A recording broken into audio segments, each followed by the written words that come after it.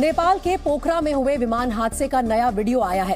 जिस वक्त प्लेन उड़ रहा था, प्लेन में बैठा यूपी के गाजीपुर का एक युवक फेसबुक लाइव कर रहा था। लेकिन किसे पता था कि सोनू जायसवाल की ये प्लेन यात्रा आखिरी यात्रा साबित होगी। किसे पता था कि कुछ ही सेकंड बाद प्लेन क्रैश हो जाएगा और प्लेन में बैठे सभी 72 यात्री मारे जाएंगे। सोनू गाजीपुर में अपने गांव के दोस्तों के साथ लाइव फेसबुक वीडियो चैटिंग कर रहा था। फेसबुक लाइव के दौरान विशाल प्लेन के बाहर का नजारा दिखा रहा था।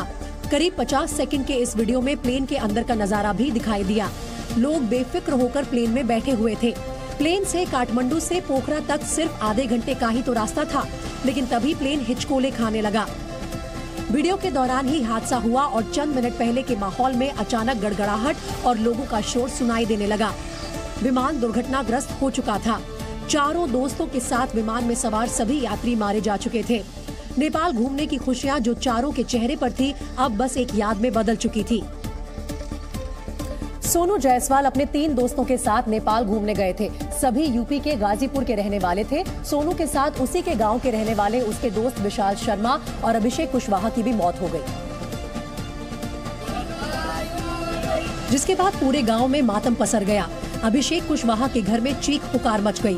घर की महिलाओं का रो रो कर बुरा हाल है। अभिषेक कुशवाहा गांव में जनसेवा केंद्र चलाते थे और अपने परिवार के इकलौते कमाने वाले सदस्य थे। उनके पिता गुमसुम से बैठे हुए हैं। यह लड़का बहुत जो है जनसेवा केंद्र चलाकर परिवार को चलाता था और यही एक कमाने का जरिया था परिवार को चलाने के लिए। गांव का सभी लोग इसे लड़के पे नाजुक थे और ये बहुत दुखद घटना हुई है। प्लेन क्रैश में मारे गए गांव के ही युवक विशाल शर्मा के घर के बाहर लोगों की भीड़ इकट्ठा हो गई।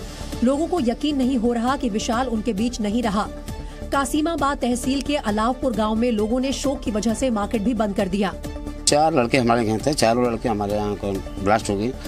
काठमांडू से आ रहे थे पोखरा के लिए और 4 बार तो इसके शोक में हम लोग बंद करती हैं। पूरी मार्केट पूरा बंद आ रहा। जी हाँ, पूरी मार्केट बंद। अच्छे लड़के थे, बहुत सब चारों साथी थे हम लोग के। गांव वालों के मुताबिक 4 दोस्तों में से एक की शादी हुई थी। बहुत बढ़िया स्वभाव के थे, बहुत बढ़िया, उसमें कोई बात नहीं है। सब बच्चे अच्छे थे। हम चाहेंगे सरकार से कि उनको कुछ अनुदान बढ़िया से बढ़िया मिले। नेपाल प्लेन क्रैश में गाजीपुर के जहूराबाद के चक जैनब गांव के रहने वाले अनिल राजभर की भी मौत हो गई। अनिल 5 भाई बहनों में सबसे छोटा था और उसकी मौत की खबर पहुंचते ही परिवार में कोहराम मच गया। अनिल की मां अनिल का नाम पुकार पुकार कर रोने लगी। अनिल राजभर अपने घर में अकेला कमाने वाला सदस्य था। वो गांव में सहज जनसेवा केंद्र चलाता था। उसकी 3 बहनों और बड़े भाई की शादी हो चुकी है, लेकिन अनिल की शादी नहीं हुई थी। परिवार सरकार से आर्थिक सहायता की मांग कर रहा है। छोटी मोटी दुकान चलाकर किसी तरह से अपने परिवार का जीविकोपार्जन करता था। हम यही कहेंगे कि अपनी सरकार से भी मांग रहेगी कि पूरा परिवार उसी के ऊपर डिपेंड होने के कारण पूरा का पूरा परिवार अब बिखरने के कगार पर आ गया है। अनिल के दोस्त अमित भी उसके साथ नेपाल जाने वाले थे, लेकिन इनकी खुशकिस्मती थी कि अनिल इन्हें बिना बताए नेपाल चले गए। जो भी काम करता था वो हमको बता के करता था। बस यही ट्रिप है जो कि नहीं बता के गया और प्लानिंग था इसका 1 तारीख को जाने के लिए, लेकिन इसका कुछ काम करने के कारण ये लोग प्लान बदल दिया और जा पाए। लेकिन हमको भी जाना था उन लोगों के साथ में, लोग नहीं बताया और चुपके से निकल गया। परिवार की मांग है कि सरकार नेपाल से डेड बॉडी लाने का इंतजाम कर दे। विमान हादसे में मारे गए गाजीपुर के चारों दोस्तों के परिवार ने आज धरना दिया। उनकी मांग है कि सरकार जल्द से जल्द पार्थिव शरीर को लाने का इंतजाम करे और आर्थिक मदद भी दे। और वो हत्या और एक्सटॉर्शन जैसे मामलों में लंबे वक्त तक जेल में रहा है। जेल में उसकी मुलाकात लाल किले पर हमले के आरोपी आरिफ मोहम्मद से हुई। जेल में ही वो लश्कर तैयबा के आतंकी सोहेल से भी मिला। सोहेल 2018 में पाकिस्तान चला गया था। नेपाल के येती एयरलाइंस के प्लेन क्रैश में प्लेन में मौजूद एयर होस्टेस ओशन की भी मौत हो गई। हादसे के बाद प्लेन के अंदर ओशन का वीडियो काफी वायरल हो रहा है, जिसमें ओशन आले प्लेन के अंदर हिंदी फिल्म सॉन्ग पहला नशा पहला खुमार पर डांस करती दिखाई दे रही हैं। जिस वक्त ओशन ने ये टिकटॉक वीडियो बनाया, उस वक्त यात्री प्लेन में नहीं आए थे। बताया जा रहा है कि हादसे के पहले ओशन ने प्लेन के अंदर से ये वीडियो शेयर किया था। किसी को क्या पता था कि ओशन का ये आखिरी वीडियो हो जाएगा। ओशन का आखिरी वीडियो खूब वायरल हो रहा है। जोशिन आले को नेपाल में लोग खुशगवार टिकटॉकर के रूप में जानते थे। नेपाल के पोखरा में विमान हादसे में सभी 72 यात्री मारे जा चुके हैं। 68 डेड बॉडी मिल चुकी है। प्लेन क्रैश क्यों हुआ, इसकी जांच जारी है। हादसे की जगह पर जी मीडिया की टीम पहुंची, जहां सिर्फ मलबा ही नजर आ रहा था। बाकी 4 शवों की तलाश जारी थी। सुबह मौसम खराब होने की वजह से राहत बचाव कार्य में दिक्कतें भी आई।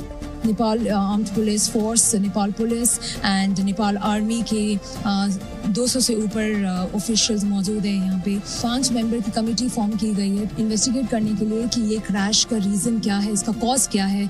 खबरों के मुताबिक दुर्घटनाग्रस्त विमान का ब्लैक बॉक्स मिल गया है। इस ब्लैक बॉक्स के जरिए हादसे का कारण पता लगाया जा सकेगा। त्यो जहाज चाहिँ ल्यान्डिङ क्लियरेन्स पनि पाइसकेका थियो, ल्यान्डिङ गर्ने अवस्थामा थियो, पूरा तयारी अवस्थामा थियो। अब एक्सिडेन्ट किन भयो, वेदर पनि राम्रै थियो, त्यसले गर्दाखेरि यो एउटा investigation high level investigation team पनि बन्दैछ। वहीं विमान हादसे को लेकर नेपाल में आज 1 दिन का राष्ट्रीय शोक घोषित किया गया था। ओडिशा के पुरी में स्थित जगन्नाथ मंदिर इन दिनों एक नई तरह की परेशानी से जूझ रहा है। मंदिर प्रशासन ने जानकारी दी है कि मंदिर परिसर पर चूहों के झुंड ने हमला कर दिया है और ज्यादातर हिस्सों में फैल गए हैं। मंदिर में चूहों का आतंक इतना बढ़ गया है कि उन्होंने भगवान जगन्नाथ, बलभद्र और देवी सुभद्रा के वस्त्र तक कुतर डाले हैं। साथ ही चूहों ने कई मूर्तियों के चेहरे भी खराब कर दिए हैं। मंदिर प्रशासन को अब परिसर में मौजूद लकड़ी की मूर्तियों पर चूहों के हमले का डर सता रहा है। साथ ही जगह जगह चूहों द्वारा फैलाई जा रही गंदगी की वजह से मंदिर परिसर में पूजा पाठ और अनुष्ठान में भी दिक्कत हो रही है। बताया जा रहा है कि चूहों की फौज ने मंदिर की फर्श और दीवारों तक में सुरंगें बना ली हैं, जिनकी वजह से जगन्नाथ मंदिर के गर्भगृह को भी नुकसान पहुंचने की आशंका जताई जा रही है। पवित्र जगह होने की वजह से मंदिर प्रशासन चूहों को मारने के लिए जहर का इस्तेमाल नहीं कर रहा है। हालांकि चूहों को पकड़ने के लिए मंदिर परिसर में जगह जगह जाल बिछाए गए हैं।